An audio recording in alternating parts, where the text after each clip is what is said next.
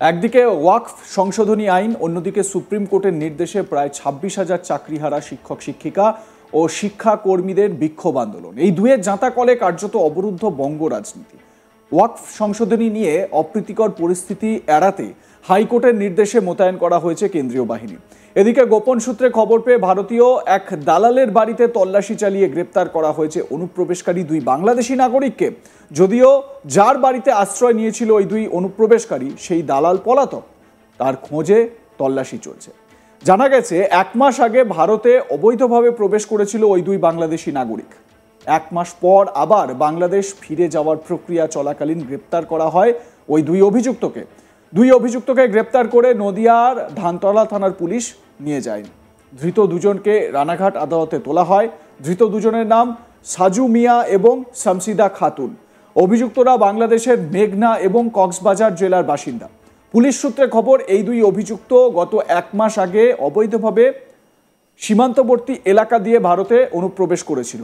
দুই অভিযুক্তকে জিজ্ঞাসাবাদ করে জানা গিয়েছে ওই দুই বাংলাদেশি ভারতে কাজের তল্লাশি করছিল। ভারতের এক দালালের দ্বারা তারা বাংলাদেশ থেকে অবৈধভাবে প্রবেশ করেছিল। গোপন সূত্রে খবর পেয়ে শনিবার 12 এপ্রিল ধানতলা থানার পুলিশ ওই দালালের বাড়িতে তল্লাশি চালায়। ওই দালালের বাড়ি থেকে এই দুই অভিযুক্ত গ্রেপ্তার করা হলেও পালিয়ে যায় অভিযুক্ত দালাল। মূলত অভিযুক্ত দুজনকে জিজ্ঞাসাবাদ করে পুলিশ জানার চেষ্টা করছে তারা কিভাবে ভারতে প্রবেশ করেছিল এবং তাদেরকে এই অনুপ্রবেশে কারা সাহায্য করেছিল। তাদের চিহ্নিত করে খোঁজার উদ্দেশ্যে তল্লাশি শুরু করেছে পুলিশ।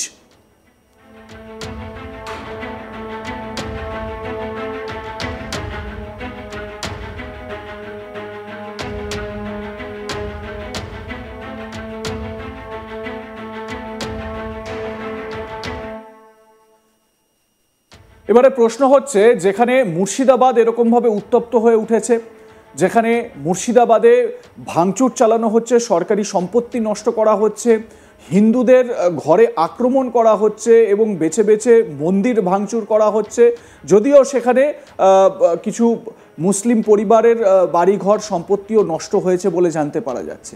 এবারে প্রশ্ন হচ্ছে যে এইখানে ওখানকার মানে মুর্শিদাবাদের যারা জনপ্রতিনিধিরা রয়েছেন, তৃণমূল কংগ্রেসের এমপি এবং বিধায়করা যারা রয়েছেন স্থানীয় এলাকার, তারা কিন্তু অনেকেই বলছেন যে এই কাজ বহিরাগতদের কাজ। বাংলাদেশ থেকে বহিরাগতরা এসে নাকি এই ধরনের কাজ করছেন। স্থানীয় মানুষ, ওখানকার এলাকাবাসী, তারাও বলছেন যে যারা এই তাণ্ডব চালাচ্ছে তাদেরকে আগে এখানে দেখা যায়নি। এবারে প্রশ্ন হচ্ছে যে এই যে যারা তাণ্ডব চালাচ্ছে তারা কিভাবে এখানে এসে, মুর্শিদাবাদে এসে পশ্চিমবঙ্গের ভেতরে এই রকমভাবে সন্ত্রাস চালাচ্ছে, তাহলে এরাই কি একেবারে অনুপ্রবেশের মাধ্যমে অনুপ্রবেশ করে ঘাঁটি গেড়ে বসেছিল এখানে? বিএসএফের যারা এক্সপার্টরা রয়েছেন বা প্রাক্তন বিএসএফ কর্তারা যারা রয়েছেন, তারা কিন্তু এই আশঙ্কার কথাটাই বারবার করে ব্যাখ্যা করছেন বিভিন্ন সংবাদ মাধ্যমে। তারা বলছেন এই যে অনুপ্রবেশগুলোর ঘটনা আমরা প্রায়শই শুনতে পাই, তারাই এই ধরনের নাশকতার সঙ্গে যুক্ত নয় তো, তারাই এই ধরনের অপ্রীতিকর পরিস্থিতির সঙ্গে যুক্ত নয় তো, যাদেরকে দুর্বৃত্ত বলা হচ্ছে তারাই ওপার বাংলা থেকে অনুপ্রবেশ করে এখানে এই সমস্ত কাণ্ড ঘটাচ্ছে না তো? স্বাভাবিকভাবে এই যে ঘটনাটি, যেটা আমি একটু আগে আপনাদের বললাম, এক মহিলা এবং এক পুরুষ তারা বাংলাদেশ থেকে অনুপ্রবেশ করে এখানে আসে, কক্সবাজার থেকে এখানে এসেছে, এদেরকে এখানে সুরক্ষা দেওয়া হয়েছে বা এখানে জায়গা দেওয়া হয়েছে। এই অনুপ্রবেশকারীরাই আগামী দিনে কোনো না কোনো রকমভাবে এই ধরনের অশান্তি পাকানোর মতন কাজের সঙ্গে লিপ্ত থাকবে না তো? এমনিতেই বাংলাদেশে 5ই আগস্ট পরবর্তী পরিস্থিতিতে ভারতে অনুপ্রবেশের যে দিকটি, সেই দিকটি নিয়ে আশঙ্কার কিন্তু একটা জায়গা থেকেই যাচ্ছে। যদিও বিএসএফের ডিজি তার সঙ্গে কথা বলে আমাদের প্রতিনিধি এটা জানতে পেরেছেন যে এই সুযোগকে কাজে লাগিয়ে সীমান্ত এলাকা থেকে অনুপ্রবেশের যে বিষয়টি, সেই বিষয়টি কিন্তু খুব একটা সহজ হবে না।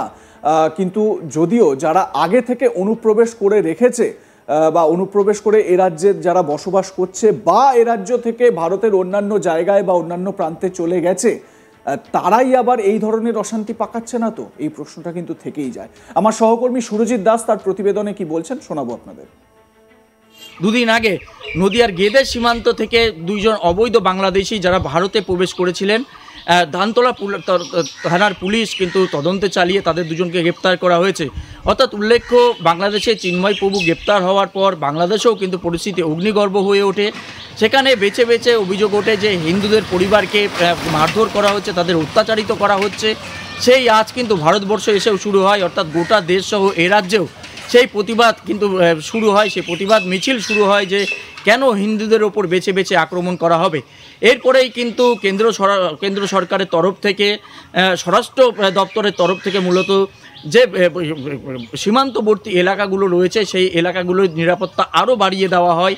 সেখানে অতিরিক্ত বিএসএফ মোতায়েন করা হয়, অর্থাৎ যে সমস্ত জায়গায় সীমান্তবর্তী জায়গায় কাঁটাতারের বেড়া ছিল না সেই সমস্ত জায়গায় কাঁটাতারের ব্যবস্থা যাতে হয় সেই ব্যবস্থাও নেওয়া হয় কেন্দ্র সরকারের তরফ থেকে। এরপরেই দেখা যায় যে বিএসএফ এবং রাজ্য পুলিশ যৌথ তদন্তে নেমে কিন্তু এখনও পর্যন্ত প্রায় 200-র বেশি বেআইনিভাবে প্রবেশকারী বাংলাদেশিকে গ্রেপ্তার করেছে। ঠিক তেমনই গতকাল বাংলাদেশের 2 জেলার 2 বাসিন্দা, একজন পুরুষ ছিলেন এবং একজন মহিলা, তারা 1 মাস আগে, প্রশাসন যেটা জানাচ্ছেন যে 1 মাস আগে তারা ভারতবর্ষে অবৈধভাবে প্রবেশ করেছিল ভারতীয় কিছু দালালের সাহায্যে।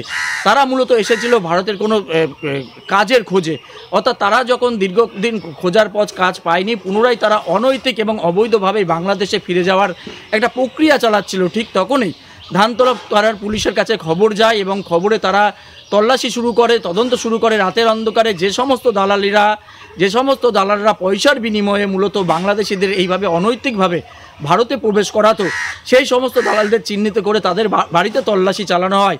এরপরে দেখা যায় একজন পুরুষ একজন মহিলা যারা অনৈতিকভাবে ভারতে প্রবেশ করেছিল এবং তাদের কাছে কোনো বৈধ কাগজপত্র ছিল না, তাদের দুজনকে গ্রেপ্তার করে। পাশাপাশি যে সমস্ত দালালের সাহায্যে তারা ভারতে প্রবেশ করেছিল তারা ঘটনাস্থল ছেড়ে পালিয়ে যায়। তাদেরকে ইতিমধ্যেই জিজ্ঞাসাবাদ শুরু করা হয়েছে যে কারা এর সঙ্গে জড়িত, কিভাবে তারা বাংলাদেশ পেরিয়ে ভারতের সীমান্তে প্রবেশ করলো, মূলত এর সঙ্গে অন্য কোনো চক্র জড়িত আছে কি না সেটা জিজ্ঞাসা করে পুলিশ। পাশাপাশি গতকালই তাদেরকে রানাঘাট মহকুমা আদালতে তোলা হয়। আদালতের কাছে কিন্তু পুলিশের তরফ থেকে অনুরোধ করা হয় যাতে এই 2 অভিযুক্তকে তাদের অর্থাৎ পুলিশি হেফাজতে দেওয়া হয়। তার কারণ তাদেরকে আরও জিজ্ঞাসাবাদ করে জানা যাবে যারা কোন চক্রের মাধ্যমে অনৈতিকভাবে ভারত থেকে তারা বাংলাদেশ প্রবেশ করেছিল। অর্থাৎ এই মুহূর্তে তারা পুলিশের হেফাজতে রয়েছে, তাদের আদালতের তরফে পুলিশ রিমান্ডে দেওয়া হয়েছে। তাদের জিজ্ঞাসাবাদ করা হচ্ছে যাদের সহযোগে, যাদের সাহায্যে তারা ভারতে প্রবেশ করেছিল, মূলত তাদের খোঁজে ইতিমধ্যেই তদন্ত শুরু করেছে পুলিশ।